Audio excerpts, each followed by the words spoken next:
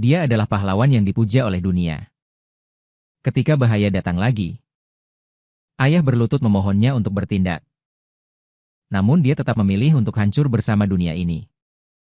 Ketika dia membuka matanya lagi, tongkat sihir di tangannya telah lenyap. Melihat pria di depannya yang disebut sebagai Tuan, dia menyadari ini mungkin adalah ayahnya di kehidupan ini. Dia melihatnya mengulurkan cakar iblisnya, menyerang ke arahnya. Wanita itu tidak bisa menahan diri untuk tidak menghela napas. Reinkarnasi yang ke-100 ini terlalu cepat matinya. Namun sedetik kemudian, tangan besar itu dengan lembut membelai pipinya. Menangis sambil berterima kasih kepada gadis itu. Sebagai kelahiran aman seorang iblis tua. Bahkan sebelum gadis itu sempat bereaksi, dia sudah digendong kembali oleh ibunya. Dan kelahiran kembali yang ke-100 ini hanyalah awal dari dirinya menjadi hewan peliharaan kesayangan. Segera, keduanya memberi nama untuk gadis itu. Adalah nama yang melambangkan pahlawan. Namun gadis itu sangat menentang pahlawan. Kosakata ini dalam reinkarnasi hingga saat ini. Selama terkait dengan nama pahlawan, dia akan menjalani kehidupan seperti di selokan yang kotor. Ketika bahaya datang, mereka hanya akan memintanya untuk berkorban. Untuk menjadi keluarga dari reinkarnasi pahlawan sejati. Kata-kata egois dan munafik orang-orang membuat gadis itu benar-benar sadar. Dia memanggil tongkat yang bisa menyelamatkan dunia. Dan juga bisa menghancurkan dunia. Memutuskan untuk hancur bersama dunia ini. Namun ketika dia melihat anak-anak pengecut berdoa untuk ini, dia tetap memilih untuk menyelamatkan mereka. Mungkin ini adalah balasan atas 99 kebajikannya. Ini juga pertama kalinya dia melihat kebahagiaan terpancar di wajah orang tuanya dalam pelukannya. Pada saat yang sama, ada seorang gadis di luar pintu yang mengintip semua yang terjadi di dalam. Sebulan yang datar. Hari-hari berlalu dengan cepat. Namun gadis itu masih tidak menurunkan kewaspadaannya. Hari-hari suram di masa lalu masih terngiang-ngiang. Selalu ketika dia menunjukkan tanggung jawabnya. Berulang kali ditolak oleh keluarganya karena ketakutan. Ketika dibutuhkan, mereka memintanya untuk mengorbankan dirinya sendiri. Tidak mengharapkan kehidupan ini akan menjadi lebih baik. Terlebih lagi, mereka masih seperti biasa memberi diri mereka nama tentang pahlawan. Saat ini, saya juga telah menguasai beberapa informasi. Rambut seputih salju. Ditambah wanita cantik dengan pupil biru. Adalah ibuku. Di bawah serangan tepukan ibu. Akan segera tertidur. Dan memiliki rambut merah muda romantis. Ayah yang tinggi secara lahiriah tidak berbahaya. Namun secara pribadi adalah orang gila. Selain itu, gadis itu juga menemukan ayah dari buayan selalu menampilkan seorang pelayan yang mengenakan pakaian pelayan. Bahkan memantau seorang bayi. Dapat dilihat bahwa keluarga bangsawan juga sama mengerikannya. Namun, suara teguran ayah tiba-tiba terdengar dari luar pintu. Dia terus-menerus memarahi dokter yang memeriksa tubuh iblis tua itu. Mengapa putrinya selalu dalam keadaan tidak menangis, tidak membuat keributan, atau tertawa? Meskipun pria itu mati-matian menjelaskan kepada Duk. Kondisi tubuh iblis tua menunjukkan semuanya normal. Pria itu masih menghunus pedangnya ke arah dokter untuk dieksekusi. Saat ini, gadis di dalam rumah tanpa acuh tak acuh. Dia sudah terbiasa untuk tidak menangis atau membuat keributan. Membawa rasa aman baginya. Kali ini dia juga tidak akan ikut campur karena ini. Namun permohonan dokter di luar pintu bergema di seluruh rumah.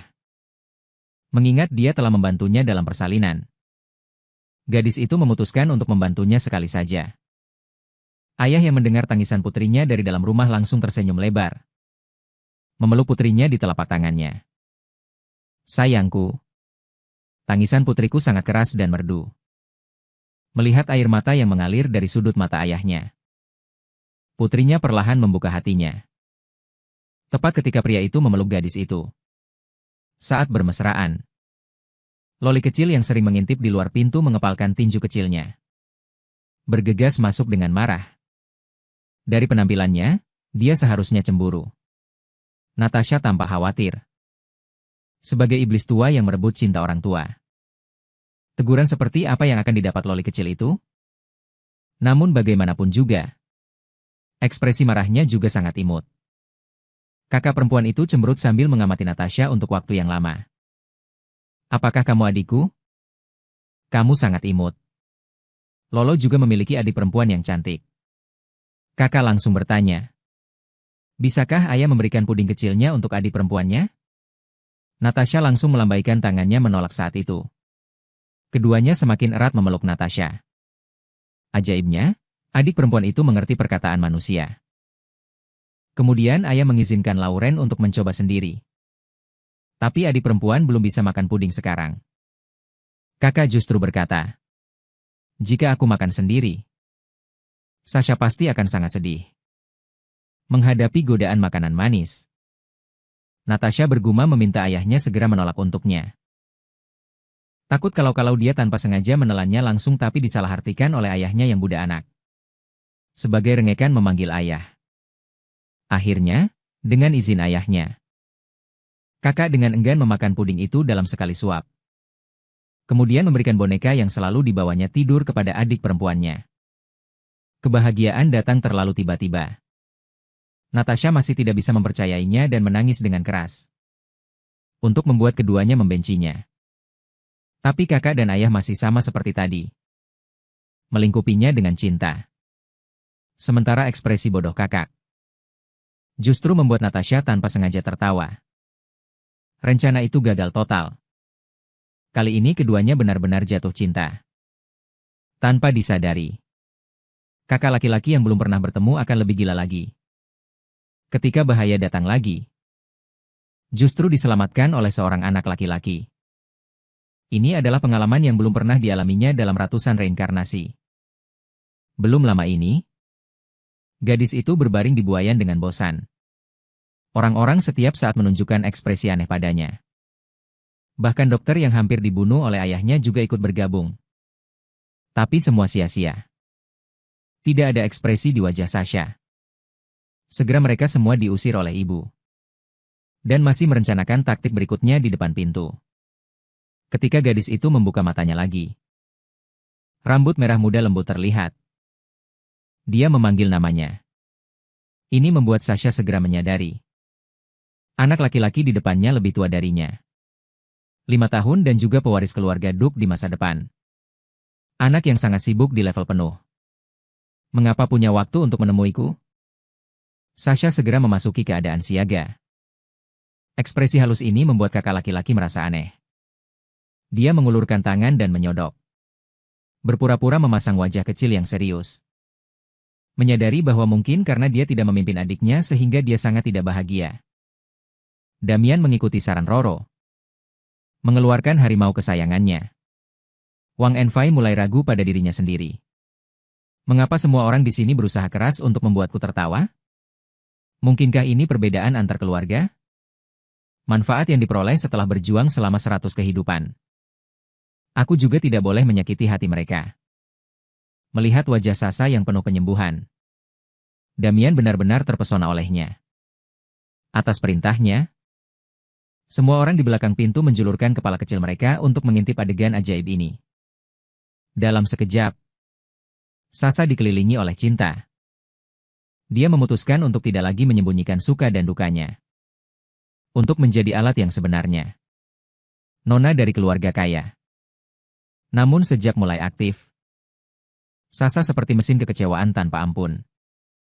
Selama dia mengenakan pakaian yang mereka sukai, semua orang akan menjadi gila karenanya. Bahkan ibunya yang biasanya pendiam, akan terus memujinya. Bahkan membayar 10 kali lipat untuk membeli semua pakaian di sini. Ini dimulai dari sebuah kejadian beberapa minggu lalu. Saat berusia kurang dari 5 bulan, Sasha mendapatkan area aktivitas yang lebih luas dari tempat tidur bayi. Digunakan untuk membantunya berlatih merangkak dan bersuara. Namun di mata ayahnya, dia mengira dia mengatakan cinta padanya. Sasha segera merangkak pergi dengan jijik. Dia mulai bersyukur atas kehidupan yang biasa-biasa saja. Kemudian dia berbaring dengan santai di tanah dan berbalik. Dia terkejut menemukan seluruh keluarga berbaris rapi untuk mengagumi adegan ini. Roro langsung berseru, 666. Ayah bahkan meneteskan air mata haru. Hanya kakak laki-lakinya yang berpikiran tajam yang menyadari bahwa Sasa tampaknya lebih berbakat daripada anak-anak lain. Untuk memperingati putrinya yang pertama kali berguling, seluruh keluarga mengadakan pesta berguling untuknya. Skala ini sebanding dengan mancuhan Imperial Feast. Para pelayan juga membungkuk di depan Sasa, bercanda tentang aura keberuntungan kaisarnya. Hanya seorang anak. Guling biasa membuat orang-orang di suku itu heboh. Orang-orang di sini sangat penyayang. Namun semakin seperti ini, semakin khawatir akan ada hari-hari kontras di masa depan. Seiring dengan mekarnya kembang api malam, ibu berbisik pelan di telinga Sasha bahwa putrinya tidak perlu terlalu penurut. Juga tidak perlu menjadi luar biasa. Cukup tumbuh dengan bahagia dan sehat saja. Namun, berada di keluarga Duk, keinginan sederhana ini pun sulit terwujud. Hari ini, Sasha berbaring santai seperti biasa. Karena pesta sudah selesai kemarin. Para penjaga mulai mengambil cuti tahunan atau kamar hari itu sangat sunyi. Hanya seorang pelayan sementara yang ditugaskan di sini untuk berjaga. Mungkin baru belasan tahun dan masih tumbuh. Tubuhnya mulai mengantuk setelah beberapa saat. Orang tuanya bahkan pergi lebih awal untuk sibuk dengan urusan negara. Saat ini kakak laki-lakinya sedang berbaring di tempat tidur karena pilek. Dan sedang beristirahat di kamar karena flu. Kesempatan seperti ini datang dengan mudah. Dia bisa sedikit berlatih berdiri sendiri. Target hari ini adalah sofa di depan. Sasha berusaha keras merangkak menuju target. Hanya kurang 1 inci untuk bisa berdiri dengan bantuan sofa. Tiba-tiba dia diangkat. Seorang pelayan yang terlihat sangat baik hati. Dia bergumam sesuatu. Ini benar-benar aneh. Sasha mendapat ide. Dan mulai menangis dengan keras. Tanpa diduga pelayan itu mengeluarkan senjata yang sudah disiapkan. Dan membungkam mulutnya. Tidak lama kemudian, Sasha tidak bereaksi lagi. Segera dia diserahkan kepada seorang pria berpakaian hitam. Pria itu menggendong Sasha dan berlari dengan liar.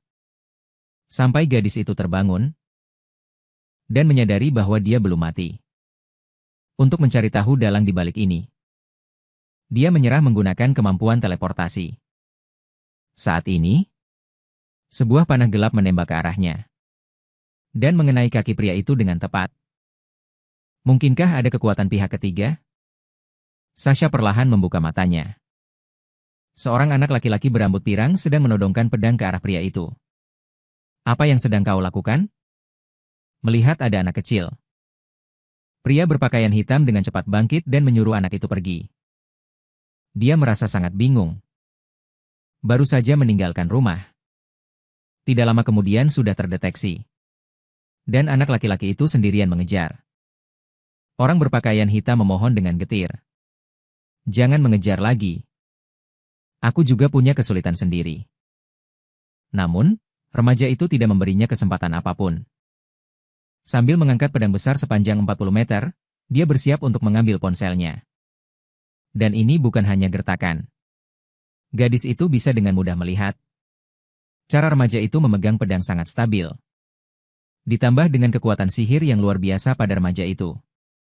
Identitasnya sama sekali tidak biasa. Dan menyelesaikannya hanya dengan 1 pukulan. Saat orang berpakaian hitam itu jatuh ke tanah, dia memeluk Sasha dengan aman di lengannya. Dan bahkan melakukan pemeriksaan seluruh tubuh pada gadis itu. Saat ini, Sasha menyadari bahwa pria itu bangkit kembali.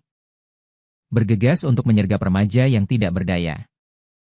Pada saat kritis, sihir yang digunakan Sasha langsung memutuskan semua pikiran orang berpakaian hitam itu. Sekarang remaja itu tercengang. Ternyata daya tahannya begitu besar. Dan Sasha, yang menggunakan sihir, mulai terengah-engah karena tubuhnya terlalu lemah. Kakak salah mengira dia kedinginan. Melepas pakaiannya. Melindungi gadis itu dengan erat. Momen ini benar-benar terlalu hangat. Segera, semua orang tiba di tempat kejadian. Kakak melihat pemandangan di depannya. Dia gemetar marah dengan wajah hitam. Memerintahkan bawahannya untuk membawa pria itu kembali. Untuk gemetar sepenuhnya. Di depan semua orang, kakak dan teman menjadi musuh. Saat ini, hati Jin mau campur aduk. Betapa dia berharap memiliki adik perempuan yang lucu seperti Sasha. Tidak lama setelah putrinya diselamatkan. Orang tua menjaga Sasha siang dan malam. Takut kecelakaan terjadi lagi. Melihat penampilan mereka yang khawatir, Sasha benar-benar berharap bisa tumbuh dewasa dalam semalam. Hari berikutnya, ayah mengatur 20 ksatria elit untuk melindungi keselamatan putrinya. Untuk menghindari kejadian penculikan lagi. Dan kedua pelaku itu juga dipatahkan beberapa tulang mereka. Terkejut dengan adegan yang begitu mengejutkan. Membuat Sasha bingung. Ayah bahkan dengan bercanda meminta Sasha yang berusia 6 bulan untuk memberikan pidato. Untuk meningkatkan moral para ksatria. Semua orang mulai bersorak. Berteriak keras memanggil nama Dayang Sasa. Namun Sasa hanya mengeluarkan beberapa suara. Seluruh ksatria di lapangan mulai bersemangat. Sejak saat itu selama sebulan. Di kamar Sasa bertambah 2 pengawal pribadi dan ksatria yang bergantian berjaga di luar pintu selama 24 jam. Selain itu, dirinya juga terus beradaptasi dengan tubuh bayi 7 bulan ini. Mengingat hari itu, orang tua yang biasanya tidak keluar rumah, dengan tergesa-gesa meninggalkan rumah Adipati. Hari-hari mendatang pasti tidak akan mudah. Setidaknya akan ada kemunculan kekuatan musuh. Hal yang paling tidak ingin kulihat adalah ekspresi khawatir orang tua. Saat ini, Sasa berusaha keras menjaga keseimbangan tubuhnya. Namun suara kakaknya terdengar dari belakang. Melihat adik perempuannya yang begitu berusaha, Damian membuka kedua tangannya. Menunggu adiknya datang memeluknya. Sasa segera menerima instruksi.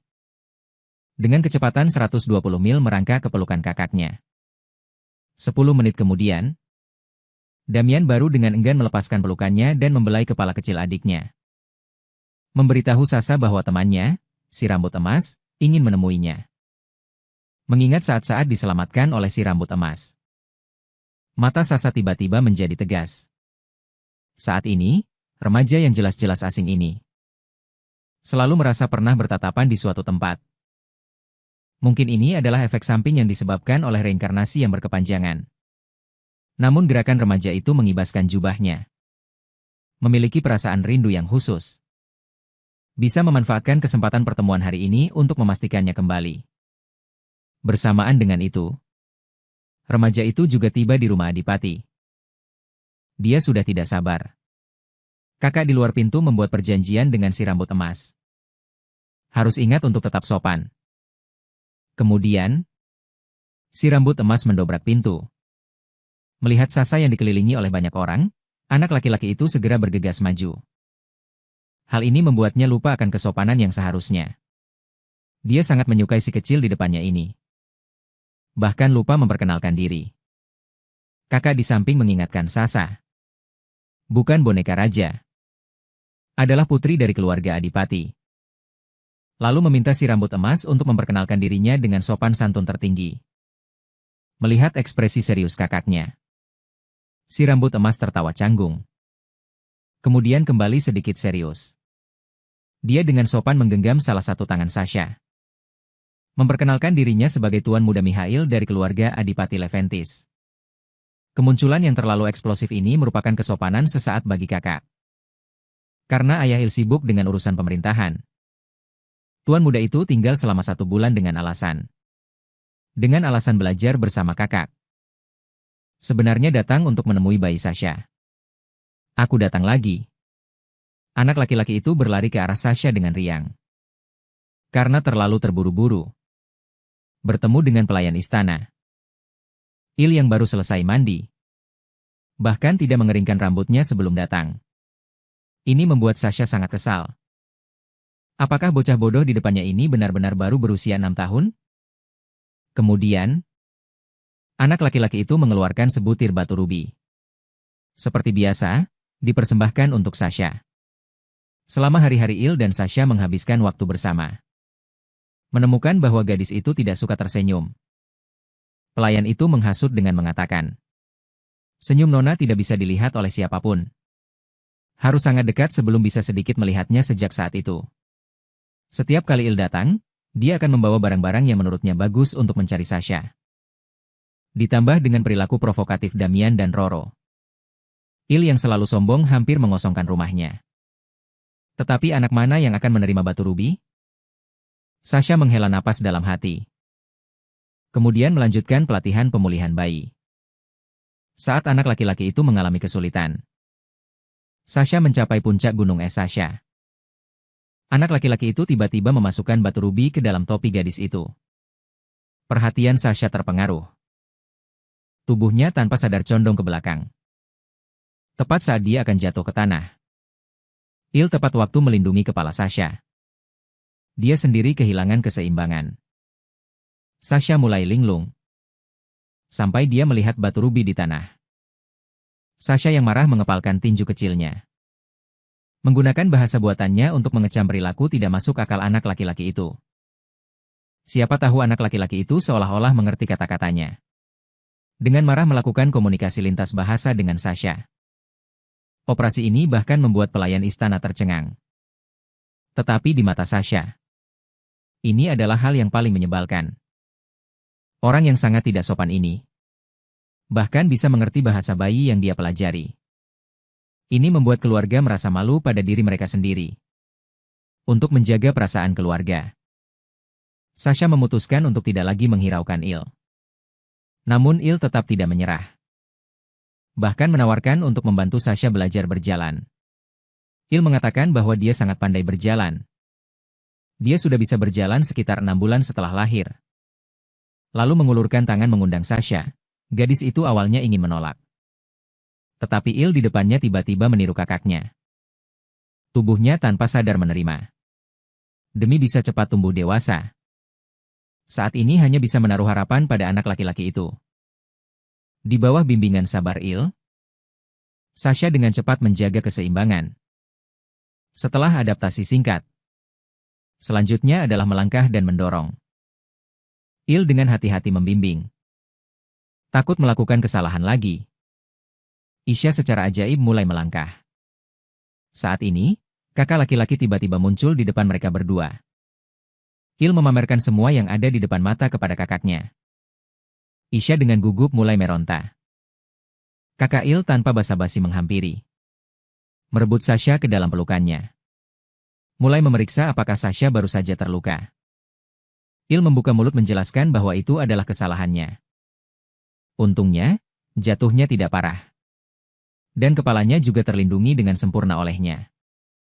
Wen Yan hampir jatuh kepala.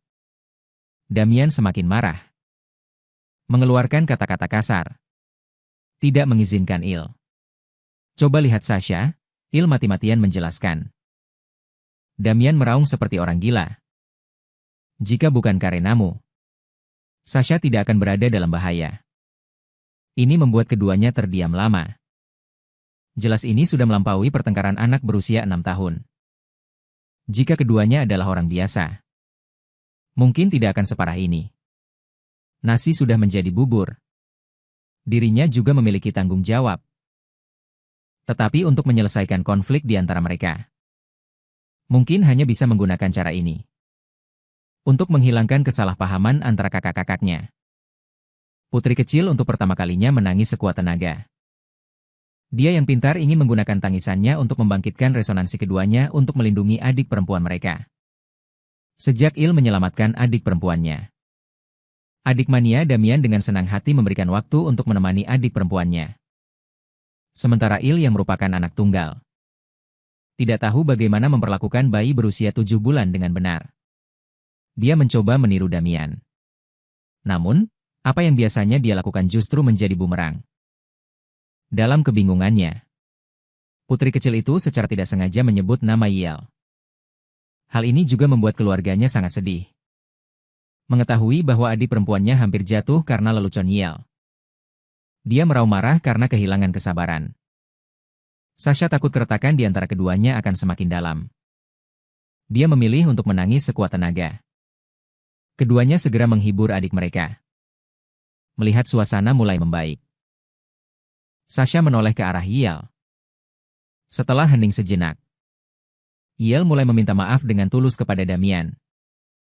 Kakak laki-laki itu juga membuka hatinya. Terus terang mengatakan bahwa dia hanya sangat marah hingga seperti itu. Tidak benar-benar menyalahkan Yiel. Pada akhirnya, keduanya berbaikan. Yiel tidak lupa bertanya dengan ragu-ragu. Apakah dia masih bisa terus mengunjungi putri kecil itu? Paling-paling kedua anak itu membujuk dan tertawa terbahak-bahak atau menangis kelelahan. Mata Sasha menjadi gelap. Dia tiba di tempat yang sunyi dan tandus. Tanpa diduga menemukan di sini. Dari dalam batu yang tersegel itu terdengar suara-suara minta tolong. Tubuhnya juga tertarik ke sana. Saat Sasha menyentuhnya, segel itu langsung dicabut. Muncul seorang anak laki-laki yang penuh dengan kemenangan. Dia mengatakan bahwa dia adalah satu-satunya yang memahami gadis itu. Kemudian, kesadaran Sasha kembali ke dunia nyata. Begitu membuka mata, dia melihat semua orang menatapnya, ternyata dia sudah demam selama seminggu. Lolo dan Damian menangis di sampingnya. Berteriak, mengatakan bahwa mereka bersedia menggantikan Sasha sakit. Melihat momen yang menghangatkan hati ini, Yiel merasa seperti orang luar. Namun, kenyataannya tidak demikian. Selama Sasha tidak sadarkan diri, para pejabat istana yakin bahwa gadis itu dikutuk. Yiel menerjang hujan deras untuk pulang dan membawa benda pusaka. Itulah yang membuat kondisi Sasha membaik. Tampaknya reinkarnasi 100 kehidupan benar-benar rumit. Sasha diam-diam memutuskan untuk mencari dalang di balik semua ini. Ibu berbisik di telinga Sasha, mengarahkan gadis itu untuk tumbuh dengan sehat. Sejak saat itu, Sasha tidur di dalam penghalang setiap hari. Untungnya, dia tidak lagi terjebak dalam mimpi buruk. Tapi dia masih dalam kondisi demam ringan. Saat berusia 9 bulan, Sasha akhirnya bisa berjalan sendiri. Gadis itu terhuyung-huyung dan jatuh ke pelukan ayahnya. Membuat ayahnya terus memujinya. Bahkan para penjaga di dalam rumah pun sangat bersemangat. Dan berkata, semua ini sangat elegan. Terlalu spektakuler. Kemudian, sang ayah kembali sedikit serius. Memanggil 2 orang ksatria. Menanyakan tentang kondisi latihan mereka baru-baru ini. Keduanya penuh percaya diri. Mendengar ini, sang ayah memutuskan untuk mengadakan turnamen pertarungan di perayaan itu. Untuk menguji kekuatan mereka yang sebenarnya. Apakah mereka dapat melindungi putri kecil kesayangannya dengan baik? Pada saat yang sama, suara langkah kaki renyah terdengar dari koridor. Dalam sekejap, Roro membuka pintu dan masuk. Memeluk Sasha, protagonis perayaan, dan bermain-main dengan pipinya. Sementara itu, apakah ibu sedang menangis karena pakaian perayaan putrinya? Para pelayan langsung setuju. Mengusulkan untuk menggunakan gaun kuning yang dikenakan ibu saat pertama kali menghadiri perayaan. Segera, ibu juga menerima keraguan ini. Semua orang langsung penuh percaya diri. Bertekad untuk membuat pakaian yang paling indah untuk Sasha. Sementara para ksatria juga, demi perayaan. Setiap hari mengangkat pedang 300 kali. Hari perayaan segera tiba. Saat ini Sasha sedang menerima suapan sebutir nasi. Jatuh dari sendok. Jika bukan karena pelayan wanita bermata tajam yang meninjunya hingga terbang, gaun cantiknya akan kotor.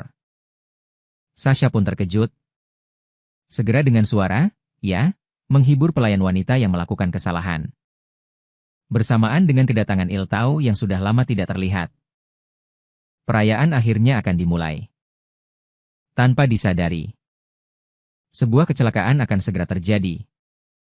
Putri kecil pertama kali memberikan berkah. Ayah yang garang pun tersipu malu seperti anak kecil. Pria itu saat ini tenggelam dalam lautan kebahagiaan. Baru saja, bersamaan dengan kemunculan Damian dan Roro, perayaan akhirnya dimulai kembali. Sasha, protagonis kali ini, juga muncul di hadapan semua orang di bawah bimbingan Il. Kakak dan abang mengakhiri dengan lihai. Pembukaan dimulai. Tekanan diberikan kepada Sasha yang berumur 7 bulan. Semua orang tampak penuh harap. Gadis itu hanya bergumam dengan santai dan mendorong suasana di tempat kejadian ke klimaks. Il melihat Sasha di pelukannya, memberi isyarat untuk meminta berkat khusus. Gadis itu juga tidak pelit. Memegang erat dada Il, terus bergumam. Il langsung bersemangat. Sepertinya hari ini dia harus memanfaatkan kesempatan ini. Agar gadis itu berpikir bahwa selain Damian, dia juga sangat tampan. Segera, suara ayah datang dari arena duel di bawah kakinya. Dia berusaha keras melambai agar Sasha melihatnya setelah menerima serangkaian berkat dari keluarga. Ayah masih terlihat santai. Namun menghadapi ordok satria yang terlatih, dia benar-benar berbeda dari sebelumnya. Serangkaian gerakan lancar dari ayah membuat pria itu kewalahan. Sambil bertarung, dia juga memberi pelajaran di tempat. Dengan jatuhnya pedang kayu di tangan pria itu, menyatakan bahwa ayah telah memenangkan pertandingan. Dia segera berbalik dan dengan berlebihan memamerkannya kepada keluarga. Selanjutnya adalah duel antara Il dan seorang satria berusia 10 tahun. Il memenangkan pertandingan dengan ilmu pedangnya yang luar biasa. Perayaan mencapai tahap akhir. Di bawah serangan dahsyat Il, ayah tetap terlihat santai. Sasha bisa dengan mudah melihat, meskipun Il saat ini bukan tandingan ayahnya, namun aura luar biasa di tubuhnya tetap tidak berkurang sedikit pun. Mungkin belasan tahun kemudian, dia bisa tumbuh ke tingkat yang hampir sama dengan ayahnya. Entah saat itu dia masih bisa selamat dari latihan bersama keduanya. Sasha terus menganalisis hasil pertempuran. Dia berharap suatu hari nanti bisa meninggalkan sesuatu untuk Il. Melihat adiknya begitu serius, kakak laki-laki itu merasa sedikit cemburu. Karena tidak mendaftar untuk kompetisi. Untuk meninggalkan sisi tampan untuk adiknya. Sayangnya, dengan jatuhnya pedang kayu, pertandingan juga memasuki penghujung. Ayah sponsor memenangkan pertandingan seperti biasa. Para pendukung satu demi satu naik ke atas panggung. Ini juga pertama kalinya putri bungsunya datang untuk memberikan restu kepadanya. Ayah sangat gembira hingga hampir pingsan. Ibu melihat tingkah laku Adipati yang sombong. Tanpa ampun menegur pria itu di depan semua orang. Pada saat yang sama, orang-orang di ibu kota sedang menikmati hidangan lezat yang diberikan oleh Adipati. Orang-orang mendapat berkah dari putri kecil. Secara alami, mereka sangat tertarik pada anak yang belum pernah mereka temui ini. Ketika kereta Adipati melewati kota, semua orang berkerumun, memadati jalanan, bertekad untuk melihat wajah cantik putri kecil, Sasha. Semua orang merasakan antusiasme masyarakat dan memuji ayah sebagai penguasa yang berpikiran terbuka. Saatnya para ksatria untuk beristirahat, tetapi mereka mengejar. Mempersembahkan seikat bunga kepada Sasha. Menghadapi ksatria yang begitu setia, Sasha merasa rendah diri. Ketika dia menjadi seorang ksatria, semua orang hanya akan gemetar ketakutan padanya. Emosi di kehidupan ini juga berubah secara halus. Di malam hari, El mengeluarkan sebotol susu. Terus-menerus bertanya pada Sasha. Apakah penampilannya hari ini cukup keren? Sasha menoleh. Diam-diam menghela nafas. Segera, sebulan telah berlalu. Ibu mencatat kehidupan anak-anak setiap malam. Selama waktu ini, Sasha tidak hanya naik ke sofa, tetapi juga tumbuh gigi kecil. Karena dia berhasil memanjat sofa hari ini. Beberapa pesta kecil diadakan di malam hari. Pelayan itu segera tertidur. Sasha bangun dan dengan cepat mengucapkan mantra. Sepasang sayap yang indah muncul di depannya. Yang mulia ratu, aku sangat merindukanmu. Ini adalah Jenderal Coklat yang cakap dari Sasha yang datang untuk mencari jejak bayi itu dalam mimpi buruk. Putri kecil memiliki kemampuan ajaib untuk berkomunikasi dengan hewan. Hewan peliharaan suci yang unik di dunia berperilaku seperti anak anjing yang patuh di depannya. Sasha memerintahkan Coklat untuk menemukan orang yang membuatnya mengalami mimpi buruk. Dan juga mengumpulkan informasi tentang dunia ini. Dia ingin melakukan sesuatu untuk keluarganya sebelum akhir dunia ini tiba. Sebagai bawahan yang paling setia dari Raja Iblis di kehidupan sebelumnya, coklat segera bertindak. Ternyata di dunia ini hanya ada satu kekaisaran dan dua kerajaan. Terdiri dari negara yang kuat yang dipimpin oleh paus dan negara-negara kecil. Di daratan, sihir dan kemenangan dapat ditemukan di mana-mana. Kekaisaran begitu berdasarkan kendali atas benua. Sebuah menara penyihir sebenarnya dibangun di dekat rumah Adipati. Mungkin ada rahasia tersembunyi di dalamnya. Apakah orang yang menyerbu mimpi ada di sini? Tapi sekarang kekuatannya terbatas. Tidak ada cara untuk menjelajahi kekaisaran. Untungnya, ada keluarga yang menemani untuk tumbuh dewasa. Sasha sedikit mengurangi kecemasannya. Bahkan coklat pun pertama kali melihat Raja Iblis begitu santai. Karena orang normal tidak bisa melihat coklat. Sasha akan membawanya setiap kali dia keluar. Sayang, apakah kamu punya anjing? Mendengar ini, Sasha tampak tercengang bahwa Ilir bisa melihat hewan peliharaannya. Tapi dia pikir itu boneka biasa. Tepat ketika dia hendak menyentuhnya, Sasha menghentikannya tepat waktu. Selanjutnya adalah komunikasi tidak efektif Ilir selama berjam-jam. Kemanapun Sasha pergi, Ilir terus bergumam pada dirinya sendiri di belakangnya. Dan si cerewet di depannya tidak seperti ini dulu. Seorang jenius yang bisa berjalan sendiri dalam 6 bulan. Setelah setahun, dia jatuh ke dalam keadaan diam. Mengundang banyak dokter tetapi tidak berhasil. Untungnya, tidak lama kemudian, Ilir akhirnya berbicara. Bertanya kepada orang tuanya dengan tatapan kosong. Bahwa dia biasanya ingin berbicara. Tidak lama kemudian, orang tua Ilir meninggal satu demi satu. Ayah Sasha sering membawa Ilir ke sini. Anak laki-laki itu perlahan membaik. Tapi anehnya, Ilir dan Roro tampaknya tidak memiliki banyak hubungan. Bahkan coklat pun tidak mengetahuinya. Mengapa demikian? Sasha menjadi target serangan mental Ilir. Bahkan berfantasi untuk mendengar pujian Sasha untuknya di masa hidupnya. Ulang tahun Sasha akan segera tiba. Ilir mulai memikirkan hadiah apa yang akan diberikan kepada Sasha. Tanpa sadar dia telah tinggal di rumah ini selama setahun. Gambaran hangat masa lalu muncul di benak Sasha. Hanya tinggal 19 tahun lagi dari kutukannya. Saat ini, pembantu bertanya apakah mereka berdua tidak melihat Nona Roro? Dia jelas meminta Nona untuk memanggil mereka berdua. Sebenarnya Roro sudah datang sejak lama. Dia selalu bersembunyi di balik pohon. Mengamati keduanya mengingat pertemuan pertama mereka dengan Il. Lolo dengan antusias memperkenalkan dirinya. Tapi Il tampak dingin dan tidak ramah. Setiap pertemuan setelah itu tetap sama. Seiring berjalannya waktu, Lolo tidak lagi bersemangat seperti dulu. Tak lama kemudian, tiba saatnya gaun ulang tahun Sasha. Para pelayan mulai dengan hati-hati mendandani gadis itu. Setiap ulang tahun sebelumnya adalah hitungan mundur kehidupan. Di kehidupan ini, keinginan Sasha adalah mendengar keluarganya mengucapkan selamat ulang tahun. Ibu meminta Sasha untuk memilih sendiri gaun yang mungkin mewakili karakteristik pasangan Sasha di masa depan. Ibu dulu mengenakan gaun merah muda ketika masih kecil.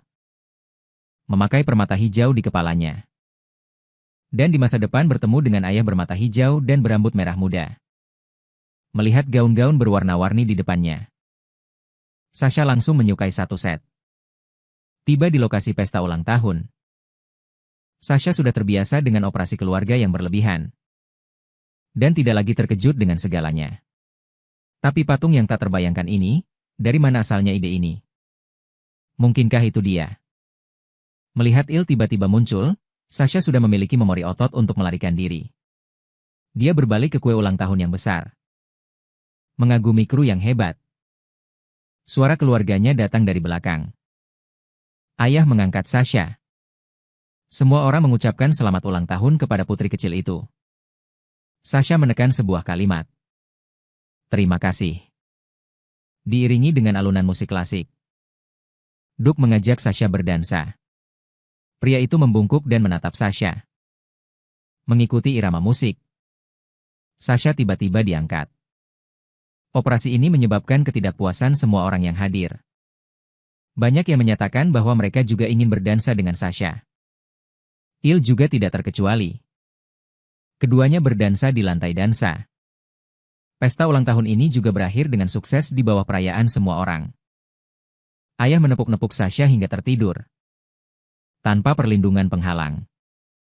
Sasha sekali lagi bertemu bayi itu dalam mimpinya beberapa kalimat.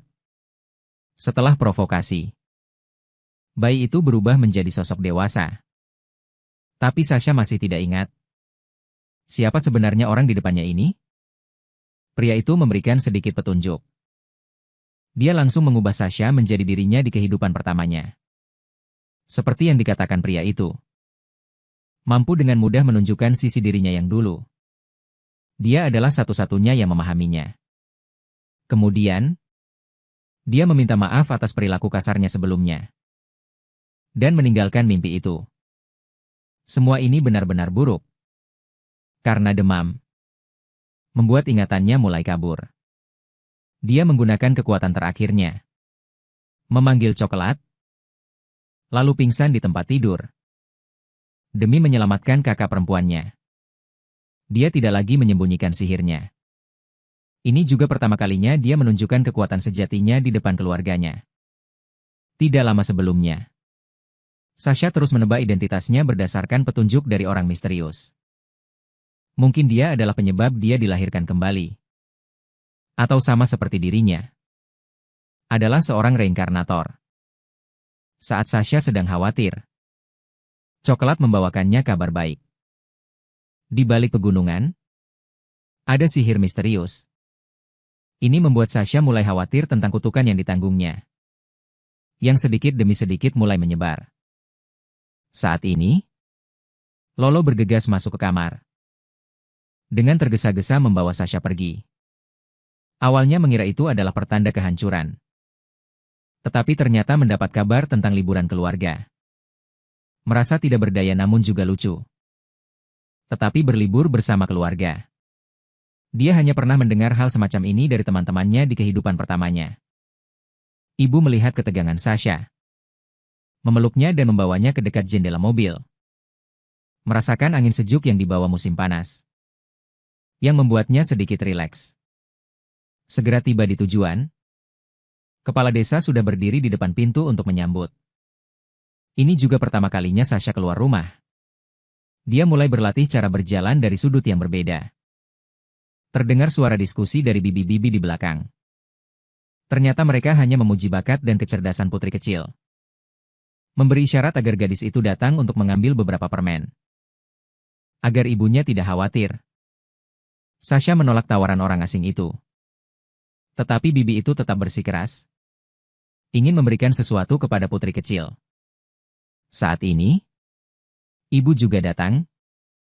Setelah mendapat izin, Sasha tampak penurut dan pengertian dengan tangan kecilnya terentang. Membuat semua bibi menyukainya. Dia mengambil semangka dengan satu tangan. Dan mulai mencicipinya tanpa ragu. Lebih manis dan lebih enak dari yang diperkirakan. Melihat semua orang tersenyum bahagia, Sasha secara acak mengambil sepotong lagi dari perasaan asing namun hangat ini. Hati gadis itu mulai terangkat. Setelah tiba di tempat tinggal, anak-anak sudah tidak sabar untuk mulai bermain. Sasha sudah mengenakan bando telinga kelinci dan berganti pakaian baru. Kakak laki-lakinya mengenakan setelan tanduk rusa yang penuh dengan nuansa alam. Hanya Sasha yang sangat kontras. Anak harimau itu terlihat sangat lucu. Ayah menyiapkan perahu kecil untuk mereka. Bersiap untuk perang air di musim panas yang terik ini. Rolo tampak bersemangat dan penuh harapan.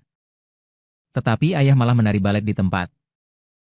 Mereka bertiga kemudian naik ke perahu. Ayah bekerja keras sebagai mesin abadi untuk mereka di dalam air. Tepat ketika dia mempercepat untuk Sasha, angin aneh tiba-tiba bertiup. Aliran air langsung menjadi sangat deras. Begitu saja, Rolo tersapu arus ke kejauhan di depan semua orang. Kecepatannya sangat cepat. Tepat saat dia akan menabrak bebatuan. Sasha tidak terlalu mempedulikan hal itu. Dia menggunakan kekuatan manusianya yang kecil untuk mendorong Rollo kembali ke pantai. Tetapi sihir hari ini sepertinya di luar kendali. Saat ini hanya bisa menambahkan lapisan kebersihan untuk kakaknya. Pada saat ini, arah angin tiba-tiba berubah. Angin aneh menyapu Sasha. Pada saat yang genting, ayah menahan tekanan yang besar. Menangkap tubuh kecil Rollo. Memeluk putrinya erat-erat. Menghibur Rollo. Jangan takut, ayah selalu ada di sisi. Hati semua orang yang cemas akhirnya lega. Namun kekuatan aneh ini jelas merupakan aura orang itu dalam mimpi. Suasana hati Sasha mencapai titik ekstrim. Kesadaran mulai kabur. 99 jenis kehidupannya sangat kuat. Melihat kesendirian ini berubah menjadi sifat yang sakit. Sudah keempat kalinya dia pingsan. Melihat penampilan putrinya yang lesu. Ibunya sangat sedih. Ayah Sasha menyalahkan semua ini pada bajingan dalam mimpi. Dia harus membalaskan dendam keluarganya. Segera, ibu membawakan makan malam untuk Sasha. Saat dia mulai menyuapi, makan malam itu tertiup angin aneh itu. Ibu yang tidak tahu apa-apa mengira Sasha tidak menyukainya. Sasha tidak bisa menjelaskan apapun. Tapi dia takut disalahpahami oleh ibunya. Saat ini, ayahnya juga datang. Keduanya mulai dengan sabar bertanya mengapa Sasha marah. Bagaimanapun, Midal dan Rollo juga mengalami situasi ini. Tetapi segera disalurkan. Ayah datang ke sisi Sasha sekali lagi. Dengan sabar dan hangat mendidik Sasha yang tidak bersalah. Setelah hari-hari ini, ayah mulai sering berfantasi. Bahkan menyakiti ayah. Tujuan akhir bajingan ini adalah untuk mengisolasi dirinya sendiri. Tetapi rencananya tidak akan berhasil di sini, karena keluarganya jauh lebih kuat dari yang dia kira. Perjalanan yang sulit segera berakhir. Krisis apa yang akan dihadapi Sasha ketika dia kembali ke Menshan? Sejak adik perempuan itu muncul, frekuensi Rollo dan ibu saling berpelukan semakin berkurang. Ayah dan Damian bahkan tidak bisa mendapatkan peringkat. Setiap kali dia melihat ibunya, Sasha Rollo yang berambut hitam dan bermata merah tidak bisa menahan diri untuk tidak memilikinya. Mencari di setiap kamar di Duke's Menshan. Akhirnya menemukan jejak adik perempuannya di ruang bermain. Saat ini, Il sedang sendirian dengan Sasha. Iro mengamati secara diam-diam dari samping. Il terus menyanjung Sasha. Il tampaknya tidak ingin memperhatikannya sama sekali. Mihail yang jahat. Bukankah Sasha kita mengatakan bahwa dia tidak menyukainya? Meskipun dia ingin mendidiknya. Tetapi Il adalah keberadaan yang menakutkan di mata Rollo. Mengingat diriku sendiri. Untuk menjadi dekat dengan Sasha.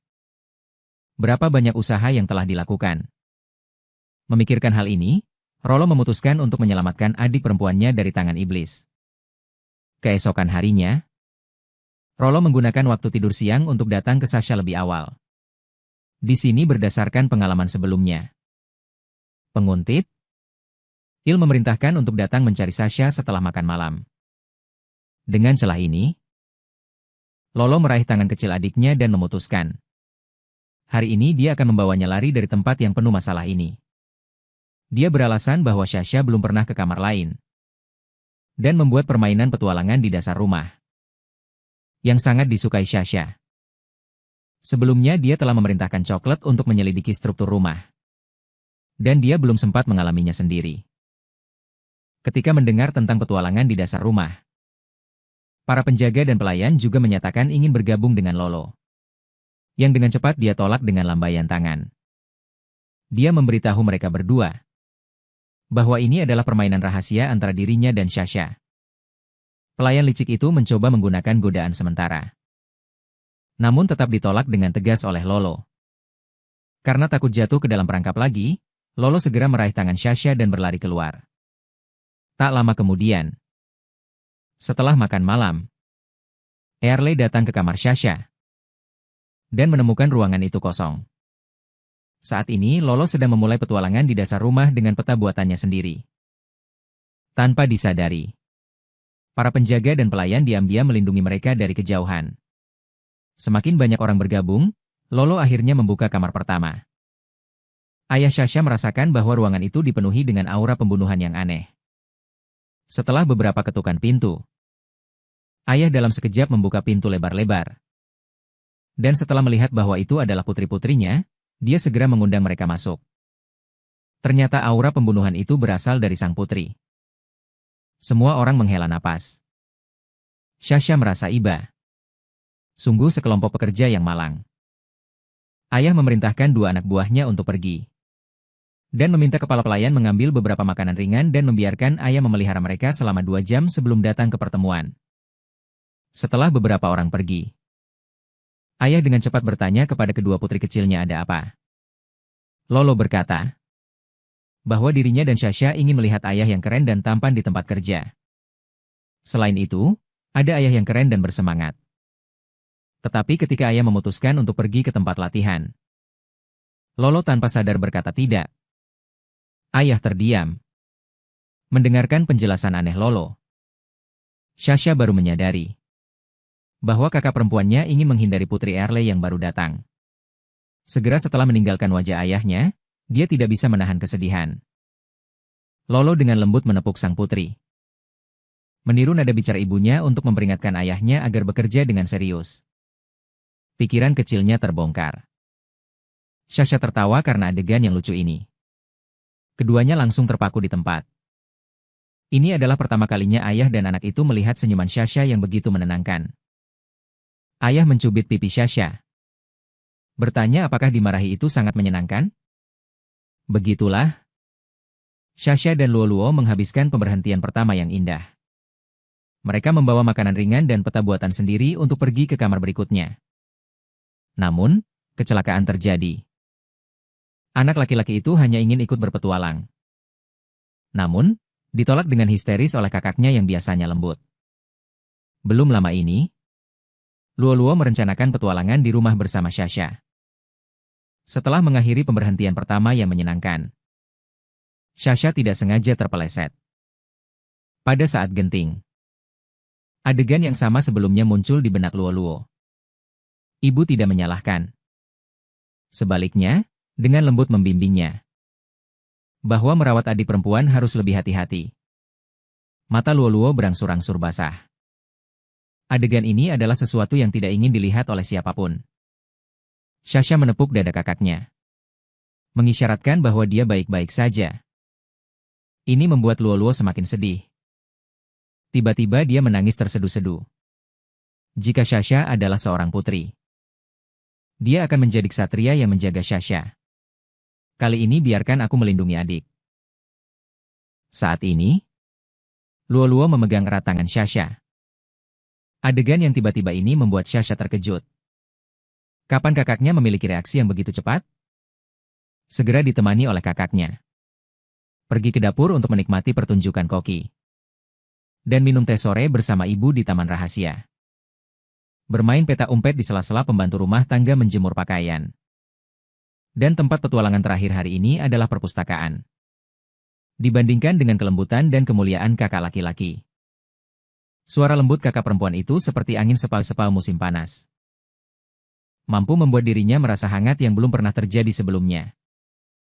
Entah karena lelah berjalan, atau suara kakak perempuan itu terlalu menghipnotis. Sasha tepat di depan mata Luo-Luo. Tertidur dengan nyaman. Melihatnya tidur seperti ini, mainan kecil yang cantik. Hati kakak perempuan itu meleleh. Dia dengan tenang melihat Sasha yang sedang tidur dan menghela nafas bahwa adiknya benar-benar yang paling imut di dunia. Kemudian dia pergi untuk menyentuh tangan kecil adiknya. Dia tanpa sadar meraihnya. Begitulah. Keduanya bermandikan cahaya siang. Melihat kedua adik perempuan yang sedang tidur, Damian dengan perhatian bangun bersama kedua bayi itu. Silakan bergabung dengan petualangan mereka di bawah selimut yang telah berlangsung selama sebulan. Selain tidur, Sasha hampir selalu berada di kamarnya. Meskipun ada satu hal yang membuatnya sangat bersemangat. Lulu akan datang untuk bermain setiap hari. Tetapi selalu tanpa hasil. Setelah mempertimbangkan berulang kali, Sasha memutuskan untuk beristirahat besok. Dan keesokan paginya, Lulu datang ke kamar Sasha seperti biasa. Menyiapkan camilan favorit adik perempuannya dan peta buatan sendiri yang abadi. Ini membuat Sasha sangat kesulitan. Sepertinya ditakdirkan salah satu pihak akan terluka. Saat keduanya sedang membahas peta, tiba-tiba terdengar suara langkah kaki cepat dari luar pintu. Akhirnya Yer berhasil menyusul. Dia membawa tas ransel untuk petualangan. Jelas ingin bergabung dengan perjalanan mereka. Saat ini ekspresi Lulu berubah drastis. Dia memegang erat tangan adik perempuannya. Dengan histeris menolak permintaan Yer. Ini membuat keduanya yang tidak mengerti situasinya langsung berada dalam dilema. Duke yang dingin untuk pertama kalinya menunjukkan senyum. Namun sang kakak menangis terseduh-seduh. Belum lama ini, permohonan anak laki-laki untuk bergabung dengan permainan petualangan ditolak dengan histeris oleh Lulu. Semua orang yang hadir tidak mengerti mengapa. Dan tidak peduli bagaimana Yer memohon. Lulu tetap tidak mengatakan alasan penolakannya. Ini membuat Yer merasa sangat frustrasi. Dia tidak mengerti mengapa dia sangat dibenci oleh Lulu. Sasha terus mengoceh di samping. Yer berencana untuk memulai dari pelayan istana kecil. Ini malah memicu kecurigaan Lulu. Dia tidak mengizinkan Yer untuk berpura-pura menjadi kakak Damian yang lembut. Untuk merebut adik perempuannya. Mendengar ini, Yer tanpa sadar menunjukkan ekspresi dingin alaminya. Berdiri dengan tangan di pinggang. Menunjukkan bahwa dia tidak meniru. Saat ini Lulu tidak bisa mendengarkan peringatan apapun darinya. Mengklaim bahwa Sasha dan dirinya sama-sama membenci Yer.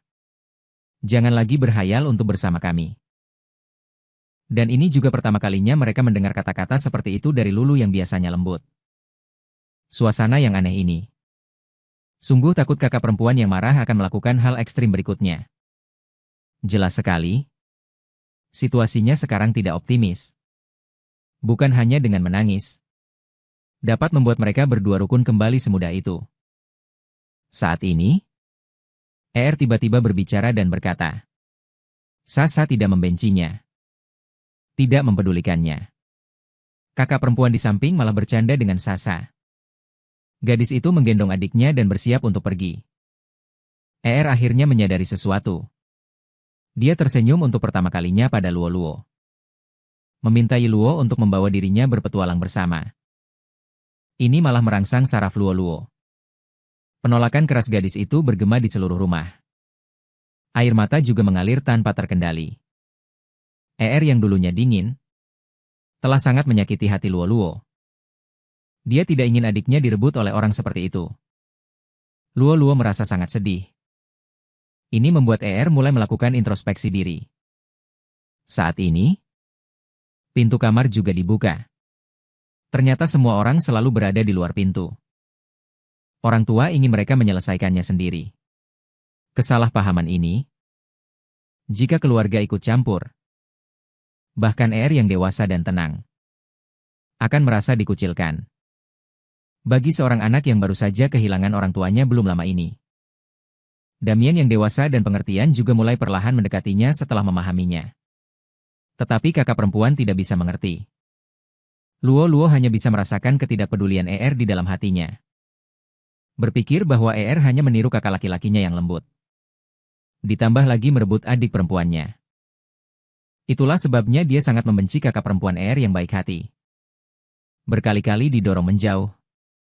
Ini sendiri juga merupakan fakta yang tak terbantahkan. Mungkin sekarang sudah menyadari betapa seriusnya masalah ini.